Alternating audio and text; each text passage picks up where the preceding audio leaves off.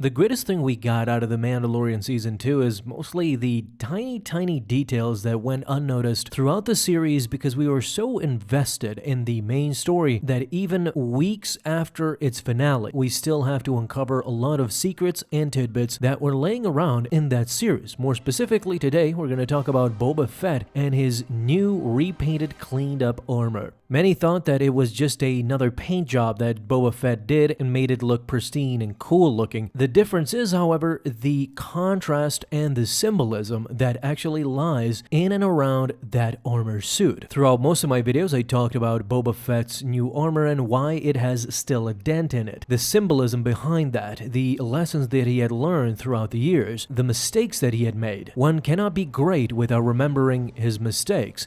As Yoda said, failure is the greatest teacher. We see now with Boba Fett that it is not only comparable to the Jedi as we thought with Yoda and Luke, it is comparable with bounty hunters as well, as Boba Fett did learn from his mistake, from his failures, and kept them, even after all these years. And this actually brings us to the topic of this video. For those who did not notice in the Mandalorian series, that's why I'm here, my friends. It's Bessie from Star Wars Comics to the rescue to tell you guys that. I saw most of you commenting about this, but for those who did not notice, Boba Fett's stripes on the side of his helmet, if we look at this image during Empire Strikes Back, there are clear yellow with a small orange tint to them. Especially this photo, since he is talking to Darth Vader, his head is completely on the side. We can see it on profile and clear as day because the light is hitting it perfectly. Whereas other photos, like for example him inside Jabba's palace guarding Jabba, those are dimly lighted areas that are dark in nature and you cannot see most of the details. So why did Boba Fett go from this to now in the repainted clean armor in The Mandalorian? He changed it to this color. He clearly changed it. He went from yellowish gold to now making the stripes red in color. What is the significance behind it, and do they actually have a meaning? As a matter of fact, it does have a meaning, and it is very important and integral to the story.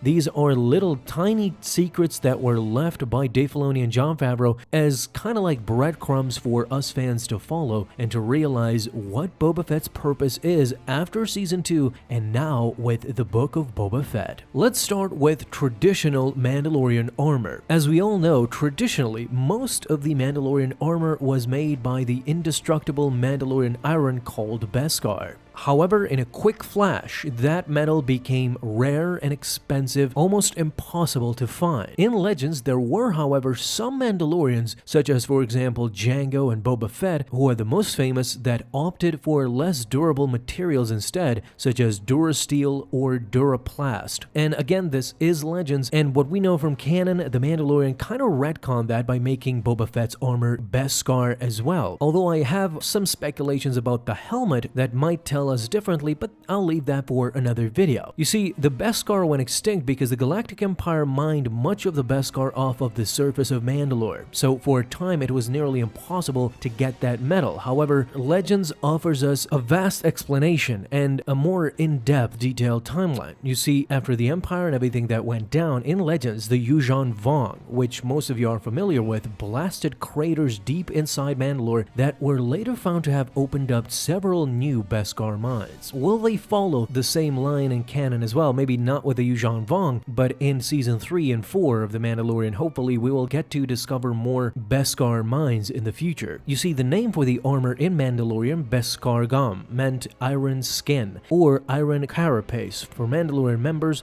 without fleshy skin, because Mandalorian iron was a crucial part of the armor design for millennia with Mandalorians until just before the Clone Wars. The secret of producing armor made from Mandalorian iron was kept within the Mandalorian clan for years, as we see many Mandalorians also wearing cloaks on the outside of their armor, which leads us to the colorization of these armors. You see, Mandalorian warriors decorated their armor to reflect personal accomplishments accomplishment of theirs, clan affiliations at some point, or simply just personal preference. They often repainted their armor to reflect the rank, the clan, or possibly the current terrain that they're in. They were also known to paint their armor in traditional colors that represent specific causes the individual might currently be undertaking. Some Mandalorians even wore pieces of armor to honor relatives, both dead and alive. Sound familiar? Yes, my friends, this explains exactly what Boba Fett went through in his entire arc that we see, at least in canon, from Empire Strikes Back to Return of the Jedi, and now the return of Boba Fett in The Mandalorian Season 2. It makes the series, The Book of Boba Fett, that more enticing to see, and the Book of Boba Fett was foreshadowed with the change of colors on the side of his helmet. Boba Fett changed it from yellowish orange to now red entirely. Throughout the years, Legends novels have tried to explain these colors in Mandalorians and their meaning behind it. Some of this material came from Star Wars Insider. One novel in particular explained it best, which was Legacy of the Force Revelation. In these Legends materials, it explains 8 colors more specifically and the meaning behind them. Let's start with number 1, gray, which is mourning a lost love. Number 2, red, honoring a parent. Number 3, black, which means justice. Number 4, gold, vengeance. Number 5, green, duty. Number 6, blue, reliability. Number 7, orange, which means a lust for life. And number 8, white, a new start. Now you get to see a more coherent vision of Boba Fett's existence during his arc.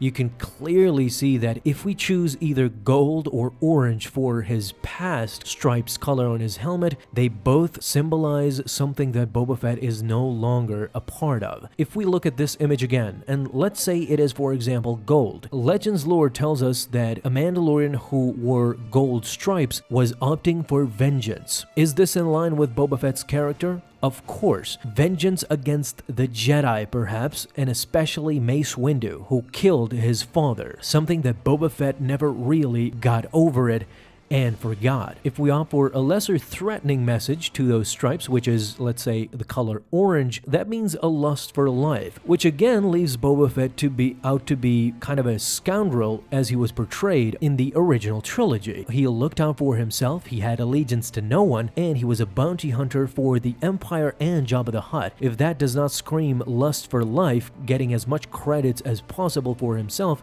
then I don't know what does. Both of these colors represented a Boba Fett that is now officially dead. I think he died inside the Sarlacc pit. This new Boba Fett, with his new and repainted, clean, fresh armor, has the color red on his stripes, which of course means honoring a parent. Again, this falls in line perfectly with the arc of Boba Fett. He went from having a lust for life, thinking only about himself, occasionally wanting vengeance against the Jedi for killing his father, and now he has let that go. His red color in his stripes represents honoring Jango Fett, honoring a parent that he deeply loved and longs for his presence, for his guidance. In the Book of Boba Fett, the red color that Boba Fett has on the side of his helmet represents a new page in his life, and as the color says, he will rule with honor, honoring the memory of Jango Fett, a true warrior and perhaps a true Mandalorian in Boba Fett's eyes.